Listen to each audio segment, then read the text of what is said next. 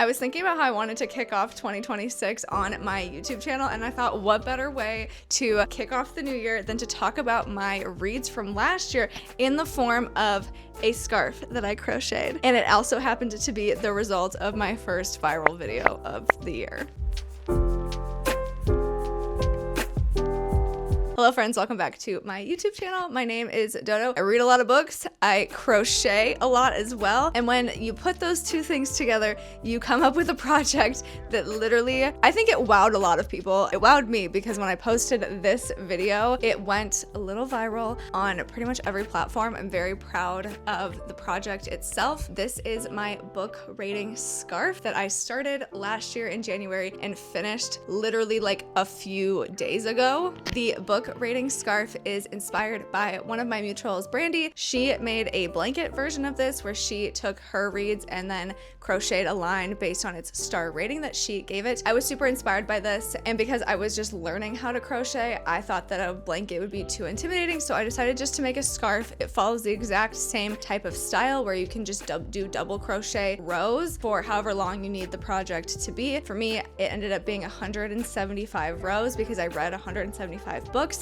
and I corresponded the color of the yarn with the book rating that I gave the book. And the result is one very long scarf that is very much my style. These are like my favorite colors, and you can see kind of what this ended up looking like. I'm obsessed with her. One of my favorite things about this scarf is that it basically tells a story of my reading. There is no like consistent pattern or anything. It's just based on my reading, and I went in order. So whenever I finished a book, I would crochet a row. I did double crochet. I also ended up using cotton yarn for this scarf. It is very heavy. I used the Hobby 8x8 yarn. I ended up having to repurchase this multiple times because of just how much of some colors I was using, more than others. And this was my yarn guide. I'll have to put it up somewhere here so you can see what color corresponds with what star rating. But we went with the blues as my 4 and 5 star reads. White would have been my 3-star reads, and then the yellow are the 1 and 2-star books,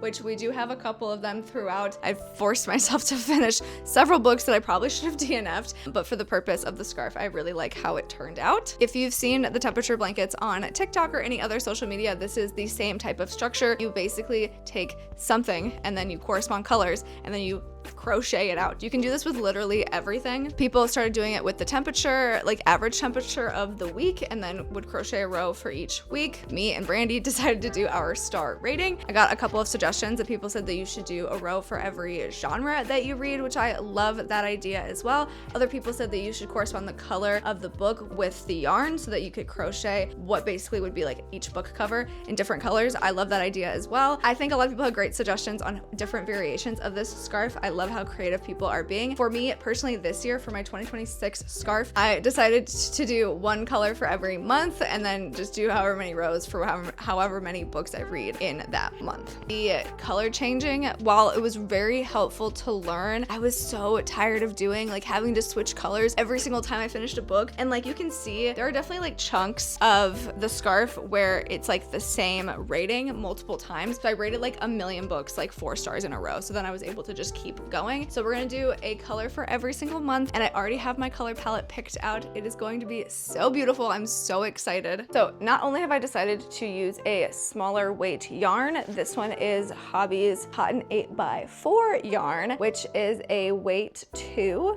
Oh my god, it's a weight 1. This is a weight 1 yarn, which is a much thinner yarn than I had before. And this is the color palette. I wanted to go with like a very like sunset theme, I guess. So we picked some corals, oranges, cream, some yellow. I'm really excited about it. I have these colors here, and I'm pretty sure that I'm going to do 2 colors for 2 months. So we'll have just 6 colors in total. So that's kind of the plan for now. I finished my first book already this year, so I can technically start the scarf, but I'll wait at the end of every month and then do progress updates. But I'm really excited about this year's scarf for the project because I'm doing a much thinner yarn. I might have to do 2 rows of double crochet per book just so that the scarf is long enough. We'll see how it ends up looking like. I wanted to try a different weight yarn because I thought it would look cool, and also just to give me practice using thinner yarn because I haven't really used thinner yarn before, so I wanted to give it a shot. Colors are gorgeous and I'm really excited to use this. This is my favorite cotton yarn from Hobby. This is just such a good yarn and what I used all year last year, and so I'm really excited to use it again. And yeah, I really hope that people also make book rating scarves. I'm really excited